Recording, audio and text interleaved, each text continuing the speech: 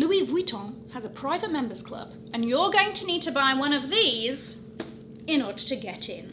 Louis Vuitton is quietly launching the P9 Club. That basically means that when you are an owner of a P9, you get access to buy ultra exclusive, specific items that you wouldn't be able to buy otherwise. In a very exclusive move from the world's most prolific luxury fashion brand, this is rather interesting, and is it a trend that we will be seeing more of by various brands at a time when luxury is its most mass market? Guys, if you're new here, my name is Cassie and I'm a self-diagnosed luxury addict. I put out videos on Mondays, Wednesdays and Fridays, so if you like luxury fashion, then you're probably gonna love it here. So head down there, subscribe, turn on the bell, become a member of our luxury addicted family. When are we going to rehab?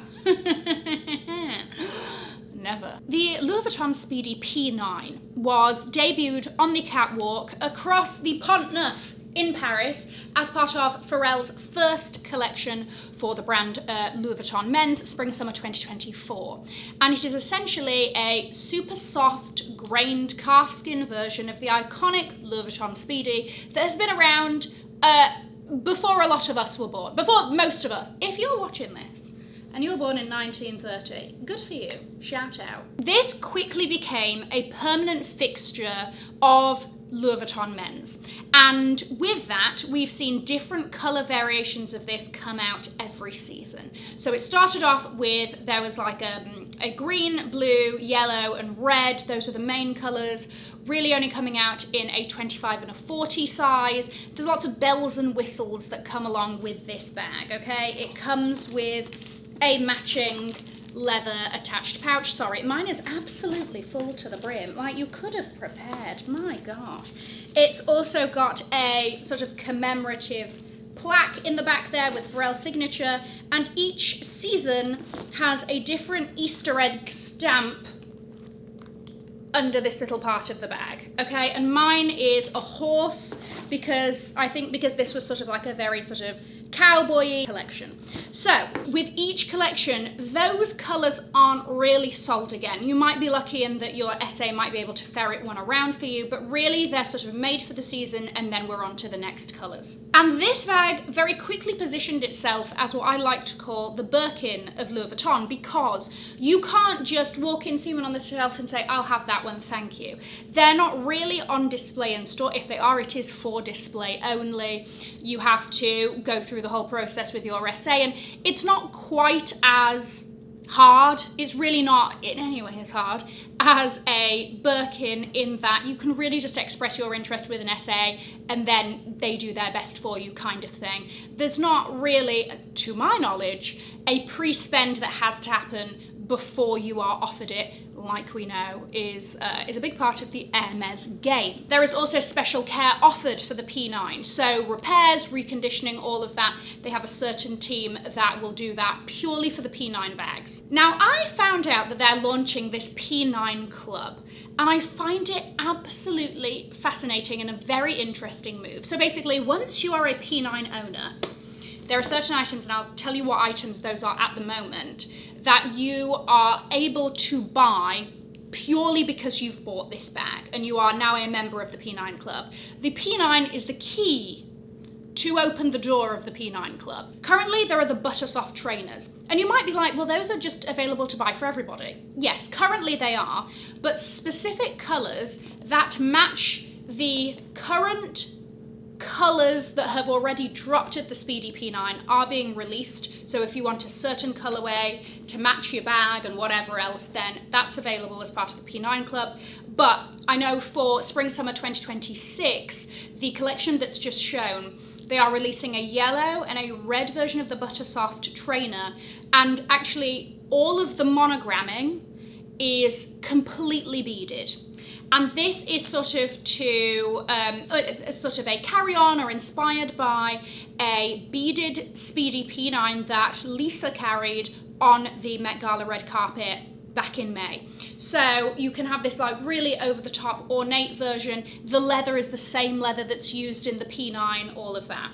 The other items that they are going to be offering are special bag accessories. So little bag chains currently done with, you know, semi-precious stones that you can drape on your bag. They are also launching pocket organizers. Again, this is going to start in spring summer 2026 as far as I'm aware, but again, they're going to be in the original Speedy P9 colors, so that green, yellow, red and blue. On the interior, you're going to have an embossed stamp that mimics the plaque in the P9. It's made out of the same P9 leather. It's actually made out of offcuts of the P9 leather, and it also will have that little stamped Easter egg, which for this one is the dove, because that was the little stamp that was in the bags. They're also going to do, I think, an all black version. We already know that there's an internal tier system when it comes to luxury shopping, okay? And depending on how much you spend, you are maybe given a certain number or named tier that you were a part of, right? So I think, like, I can't remember what I was for Gucci or something, but you sort of start out in Gucci club level, and then after a certain spend, you're like a something or other. And then when an SA asks you, like, oh, do you have a profile, they can go and see. This is also how we know VICs, very important clients, get flown out to shows. The ability to pre-order things way ahead of everybody else so that they are guaranteed that item. And the rest of us, when it finally comes out in stores, are gonna have to sharpen our sodden elbows to have a fighting chance. You know, we know that this sort of internal system exists and that there are these added perks and all of that for certain levels of spend. Obviously, as we know, with the Hermes game, it's not official. Okay, and different stores, and yes, there are stories of people walking in and going, hi, have you got anything? And somebody's just been like, do you want to know what? Yeah, I've got a Birkin for you or whatever, okay? But generally, the consensus is that there is a certain level of spend, and that number is not official. It's also not the same across every store, and some stores don't enforce that and whatever else. You know, it's all very murky waters there. But there is a certain sort of, like, you have to prove that you are loyal to the brand by buying other products before you then get offered that bag. But I feel like this P9 club is very sort of a clean-cut version of that. And I mean that, like, it is very much, if you buy the bag, you are a part of the P9 club, you get access to these exclusive items. This is not something new. It's also something that brands have been doing in different ways over, you know, like over many, many, many years, but also more recently. Chanel opened specific private boutiques for their top spenders in Asia. I believe that they are currently only in Asia. I don't think they've reached any other continents yet. Loewe's Madrid bag, their most sort of recent bag launch, was really offered to loyal clients of the brand to pre-order, and basically after that, if there's any left, then if you go in and ask for one, maybe an SA might be able to order one for you or whatever. But again, this is something that was not very widely. You can walk in and go, hi, can I get a Madrid bag? And they're like, yes. You know, it's a similar sort of game that's being played. And there are lots of different examples across a load of different luxury brands. And as we know, I think the statistic is 2% of luxury shoppers account for 40% of global luxury sales. We have seen over the past few years, sort of since the pandemic especially, how these brands have been like courting their top spenders and really leaning into that top 2% and kind of forgetting about everybody else. Slight detour and we're going to come back. I also sort of wanted to touch on resale when it comes to the P9s, because I think that if you buy one resale, it won't count as you being a member of the P9 club. I don't know if this is even officially true, but this is just what I assume they'll like enforce, because they basically want to incentivize you to buy direct from them directly in the store, create a relationship, blah, blah, blah, all of that. But when it comes to the resale value of these bags, they're doing pretty well. It's one of those bags that it's kind of hard to tell what the longevity is. We know when it comes to investment bags, your money is really only safe in Birkins and Kellys and like the odd seasonal piece if you're like really on it. But this is quite a new bag, and I don't think it's been that sort of clear cut to see. But currently, I think there is still a lot of interest in the bag. I went looking on Vestiaire because they show the amount that things sold for. And my bag specifically recently sold for $16,315.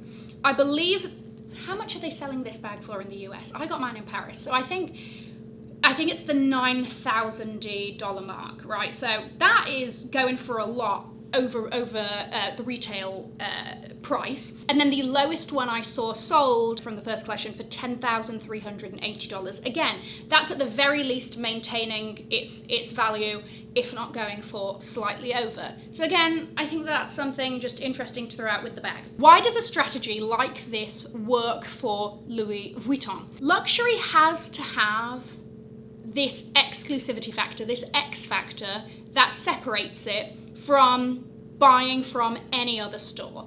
And I think especially when luxury has sort of begun to feel more mass market, okay? There's more drops coming out all of the time. There's all sorts of payment plans and all of that make it available to more people to buy it if that's the route that they want to go down, whatever. But there just seems to be so much of it around. And in order for luxury to kind of like set itself apart from everything else, aside from the quality, which is a completely other separate issue, but it has to have a level of exclusivity. With a brand like Louis Vuitton especially, you sort of see these from these like ultra luxe luxury brands like Hermes, Chanel even, playing this game, and you're sort of not surprised by it. But Louis Vuitton is a much more, it casts a wider net. It is the biggest luxury fashion house in the world. It has everything from like a book that I think is maybe like $60, £45, something like that, all the way up to you can buy a millionaire Speedy. You can buy an interior hanging from the ceiling egg chair that's like 64 grand or something. Actually, that's definitely gone up in price since the last time I saw it. You can buy a trunk for 300,000. It casts a really wide net, and it's one of the most approachable luxury fashion brands in that you can, buy things that are much more sort of like entry level, affordably priced, all the way up to the top stuff. A brand like this that also thrives on it being not that exclusive, adding these exclusive elements, I just find it really interesting. It's also maybe quite a smart move. I'm not sure. I'll get to how I think about it at the end. These sorts of things also, there are certain people, something like this wouldn't entice me necessarily. Especially because the offering isn't exactly like, I'm good without any of those things, I'm all right. But you can see how there are some people who will want the bag, will want the pocket organizer to match the bag, will want the Buttersoft trainers to match the bag. There are certain people who will just want the bragging rights of that, and the fact that it is ultra exclusive and that you can only get it if you own the P9, okay? There are various reasons as to why this, tickles people's pickles, as it were. And something like this is a very sort of small, it's not a widespread thing. They're not going to publicize this massively. They're not going to be all over, I assume not. They're not going to be all over their Instagram being like, the P9 Club exists, guys, and you've got to buy a P9 to get, in it and all of this business. No, it's going to be kept very secret. It's going to be kept very quiet. It's not going to have a material effect on alienating a lot of their customer base, as it would if it was a much bigger strategy. It covered a lot more items. And I don't think that people will buy the P9 to have access to those items. It's almost like you've already bought the P9, you already like the P9, oh, and these are extra things that you can get. Because, in my opinion, there's not enough there to be like, oh my gosh, no, like I need to buy it and I need to buy a P9 to do so. So because it's quite a small little strategy, I don't see it having a negative effect on the massive customer base that Louis Vuitton has that aren't spending 9-10 grand on a bag. But if it was much more of a widespread strategy across more items, then you can see how certain customers would feel really alienated, and that would put them off or deter them or have them turn away from the brand entirely and go shop at another brand, right? I think that this is something that we can expect more of. I think there's going to be more tiered drop systems for pre-orders. I think that they are going to be more sort of like exclusive limited edition drops that really do feel limited edition, and you have to scramble to get through it through an essay and things like that. Even with the Loewe puzzle 10th anniversary pieces, That one, depending on where you were. Depending on where you were and which one you wanted, it was harder or less hard. But sort of like similar strategy. You had to get in with an essay and everything. And don't be surprised if you see this from brands like Gucci and Dior and Fendi. You know, the ones that you sort of like haven't been doing it thus far and so, you know, prolifically, like Hermes and a bit of Chanel. How do I feel about it? It's not really bothering me at the moment because personally that's not something that would make me buy the bag, or I'm not like, oh my gosh, I really want those items and it sucks that I can't access them sort of thing if I didn't have this bag. I love the P9. I feel like I'm a very unofficial brand ambassador of the P9 bag. I thought that I was one and done, and then I saw the spring summer 2026 and I was like, I think that we may need to throw one more into the mix there. I think it's a great bag in general. I don't necessarily think, you know, it doesn't need the club to sell it, but I do think that it's a very interesting strategy that they're doing for their, you know, clients who are buying specific pieces. Also because it's not necessarily based on spend, it's based on an item. And that's what I think is different about it. It's not like, oh, are you spending $25,000 a year? It's, did you buy this specific item? Okay, then you're a part of the club. What are your thoughts on it? Let me know. Let me know if something like that would entice you into buying an item to have access to it. Is that something that would tickle your fancy, or is it something that you are just like, that puts me off? Let me know your thoughts. I'm going to leave a link to another video over here in case you haven't already seen it. Have an amazing morning, afternoon, or evening wherever you are, and in the words of my father, if you've enjoyed it, tell your friends. If you haven't, keep your mouth shut. I'll see you in my next video. Mwah. Bye guys.